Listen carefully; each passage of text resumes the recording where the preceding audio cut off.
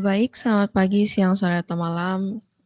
Di sini kami dari kelompok 4 dengan tema algoritma aglomerative clustering. Kami di sini akan menjelaskan mengenai program dan juga perhitungan manual yang sudah kami buat. Mungkin di sini akan dimulai pertama dengan penjelasan untuk datasetnya terlebih dahulu.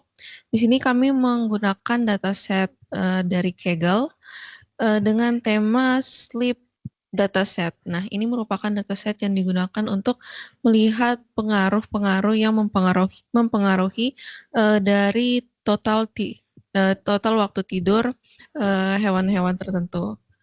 Nah, di sini ada beberapa kolom yang digunakannya yaitu body weight, brain weight, max lifespan, gestation time, predation index, sleep exposure index, danger index, dan juga total sleep. Nah, pada dataset ini data-datanya itu terdiri dari desimal dan juga integer. Nah, di sini ada beberapa parameter, ada 1, 2, 3, 4, 5, 6, 7, 8 yang mempengaruhi total sleep. Mungkin di sini kita akan lanjut untuk perhitungan manualnya. Di sini merupakan tabel yang tadi yang berasal dari dataset, namun sudah kita rapikan, lalu kita juga beri penomoran untuk hewan-hewan, di mana dari dataset sebelumnya itu terdapat 62 hewan yang digunakan dalam dataset ini. Nah, kemudian di sini langkah pertama yaitu adalah normalisasi data. Nah, normalisasi data ini dilakukan agar dataset itu lebih rapih, jadi lebih mudah untuk melakukan perhitungan ke depannya. Nah, di sini kita menggunakan rumus Excel dengan memilih data yang ada di samping data yang dipilih, lalu juga diblok untuk seluruh data dalam kolom tersebut. Kemudian digunakan rumus average dan juga standar deviasi untuk melakukan normalisasi datanya. Nah, langkah ini dilakukan untuk setiap data yang ada di dalam dataset tersebut, untuk setiap kolom dan juga barisnya. Kemudian dilanjutkan di langkah kedua yaitu untuk menghitung jarak Euclidean. Di sini digunakan rumus square root dengan pangkat 2. Kemudian di sini akan dipilih, contohnya di sini di pertama akan dihitung untuk jarak dari hewan 1 ke hewan 2.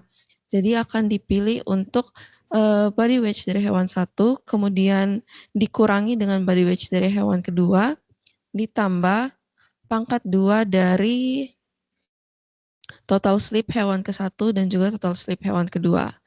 Nah, perhitungan jarak Euclidean ini dilakukan untuk setiap data. Jadi misalnya dari data 1 ke 1, karena datanya sama sudah pasti hasilnya 0. Kemudian dari 1 ke 2, kemudian 1 ke 3, 1 ke 4, 1 ke 5, dan juga seterusnya. Sampai ke 1 ke 62. Kemudian langkah selanjutnya dilakukan perhitungan juga untuk dari data kedua ke 1, 2 ke 2, 2 ke 3, dan seterusnya sampai 2 ke 62. Nah, langkah ini dilakukan untuk seluruh data di dalam tabel ini. Nah, rumus yang digunakan juga sama untuk menghitung jarak Euclideannya. Nah, data ini perhitungannya tuh pasti bersifat mirror. Jadi data yang ada di baris ini dan data di baris ini harus sama hasilnya. Karena di sini ada garis perpotongan 0 yang membagi di bagian tengahnya. Selanjutnya di sini langkah ketiga yaitu melakukan iterasi clustering. Nah, di sini karena datanya cukup banyak, ada 62 data, mungkin akan sangat panjang untuk melakukan clusteringnya. Jadi di sini kami mengambil contoh 5 data pertama dari tabel hasil perhitungan jarak Euclidean ini, di mana ada data ke 1, 2, 3, 4, dan juga 5.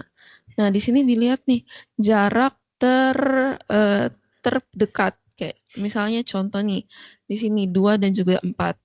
2 dan 4 ini memiliki jarak terkecil di antara dibandingkan misalnya 1 ke 1 atau 1 ke 2 atau 1 ke 3 dan 1 ke 4. Nah, di sini yang terdekat itu adalah 2 ke 4. Nah, kemudian di sini Setelah dilakukan clustering, kita akan buat tabel baru yang berisi data yang sudah di cluster tadi, dan juga dibandingkan dengan data yang belum di cluster. Jadi ada 2 dan 4 yang tadi sudah di cluster, kemudian 1, 3, dan juga 5. Nah, kemudian dilakukan hal yang sama lagi untuk mengclustering data-data yang memiliki jarak terkecil. Nah, di sini untuk jarak terkecil selanjutnya ada 1 dan juga 5, di mana 6.653 dikurang 2.546 lebih kecil dibandingkan dengan 6.653 dikurang dengan 2. Nah, jadi untuk data 1 dan 5 ini di clustering.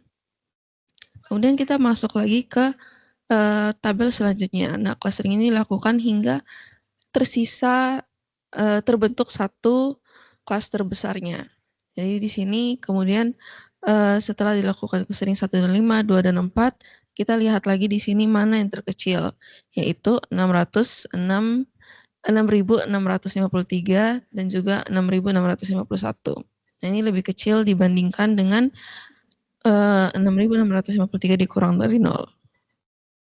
Nah, setelah itu kita kelompokkan menjadi 1 dan 5, dan di sini ada klaster baru yaitu 2 dan 3 dan 4. Nah, bentuk tabelnya akan menjadi seperti berikut. Nah, langkah terakhir itu kita akan membuat tabel iterasi dari hasil yang sudah kita dapatkan tadi. Nah, misalnya di tahapan pertama itu jumlah klaster yang terbentuk ada 4, kemudian anggotanya itu ada 2 dan 4, yang tadi sudah kita tentukan yang memiliki jarak terkecil, dan juga jarak terdekatnya adalah 0. Kemudian di tahapan kedua jumlah klaster yang terbentuk adalah 3. Jadi semakin tinggi tahapannya semakin sedikit jumlah klaster yang terbentuk. Nah, untuk anggotanya ada 1 dan 5 dan juga jarak terdekatnya. Kemudian ada tahapan ketiga yaitu dengan jumlah klaster 2 dengan anggota 2 dan 3 dan 4 dengan yang memiliki jarak terdekat 2, dan terakhir tahapan keempat ada jumlah klaster 1 yang memiliki anggota 1 dan 2 dan 3 dan 4 dan 5 dengan jarak terdekat 6.653. Selanjutnya saya serahkan kepada teman saya untuk menjelaskan programnya. Nah, jadi saya di sini akan menjelaskan kode pemrogramannya. Nah, pada sel pertama ini kita melakukan pemuatan berbagai pustaka yaitu libraries yang diperlukan untuk analisis data dan pembelajaran mesinnya. Di sini ada pandas NumPy digunakan untuk memanipulasi struktur data, tabel, dan komputasi numerik. Lanjut ada juga Matplotlib yang dimana berfungsi sebagai instrumen visual data statis. Lanjut ada juga Skitlearn yang mana menyediakan alat untuk standarisasi fitur dan implementasi algoritma klasterisasi hierarki. Yang terakhir yaitu Skippy, yang dimana di sini digunakan secara spesifik untuk membangun struktur program yang merepresentasikan hubungan antar observasi. Nah, di sini lanjut ke sel 2, yang dimana instruksinya PD read CSV yang berfungsi untuk mengimpor datasheet eksternal bernama datasheet 1191 slip CSV ke dalam objek data frame. Nah, ini adalah langkah awal dalam pipeline analisis data untuk memindahkan data entah ke dalam lingkungan memori Python. Lanjut ke sel 3. Sel ini berfokus pada penanganan anomali data yang mana mengubah karakter khusus seperti tanda tanya menjadi nilai none atau not a number agar dapat dikenali sebagai data yang hilang oleh sistem. Setelah itu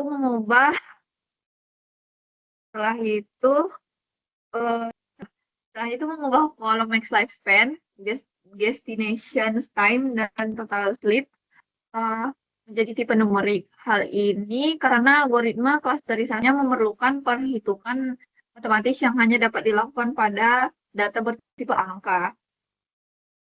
Lanjut ke sel 4. Proses sel 4 ini menggunakan strategi imputasi median untuk mengisi nilai-nilai yang kosong itu seperti none. Dalam statistik itu, penggunaan median lebih robust atau tahan terhadap outlier dibandingkan nilai rata-rata min, sehingga integritas distribusi data tetap terjaga sebelum dilakukan pemodelan. Lanjut ke sel kelima, yaitu standarisasi fitur. Penggunaan standar scalar ini bertujuan untuk melakukan transformasi data sehingga setiap fitur memiliki rata-rata 0 dan standar deviasi 1. Karena ini agglomerative clustering berbasis pada jarak Euclidean, yaitu fitur dengan skala besar seperti berat badan akan mendominasi perhitungan jika tidak distandarisasi. Setelah itu lanjut ke sel 6. Nah, sel ini menghasilkan dendrogram, yaitu diagram pohon yang menunjukkan proses penggabungan klaster secara bertahap. Seperti linkage sword, metode ini meminimalkan varians di dalam klaster yang sedang dibentuk. Seperti visualisasi ini sangat penting secara metodologis untuk membantu penelitian menentukan jumlah klaster yang paling optimal dengan melihat jarak Euclidean pada sumbu Y. Lanjut ke sel 7, yaitu di sini model klasterisasi dikonfigurasi dengan parameter, yaitu N cluster sama dengan 3 itu menetapkan bahwa data akan dibagi menjadi 3 kelompok utama. Setelah itu lanjut ke metrik sama dengan Euclidean, menggunakan rumus jarak lurus antar titik data sebagai ukuran kemiripan. Lanjut ke linkage sama dengan word. Kriteria ini penggabungan berdasarkan minimalisasi sum of squares di dalam kelompok. Setelah itu kita lanjut ke sel 8, yang dimana di sini hasil dari proses klasterisasi label kelompok 0, 1, dan 2 ini disisipkan kembali ke dalam data frame asli dalam kelompok baru bernama cluster result. Langkah ini memungkinkan kita untuk menetap setiap observasi hewan ke kelompoknya masing-masing. Sel 9, instruksi ini menampilkan sampel 10 baris seperti data sheet yang telah diberi label cluster.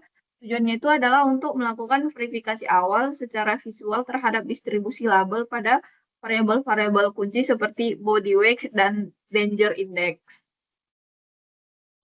Lanjut ke sel 10, sel terakhir menggunakan agregasi data menggunakan group by dan min.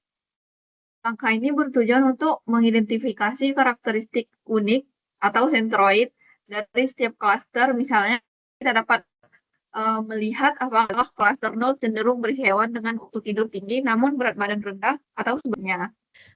Baik, mungkin demikian dari apa yang dapat kelompok kami sampaikan mengenai agglomerative clustering. Kurang dan lebihnya mohon maaf dan terima kasih atas perhatiannya.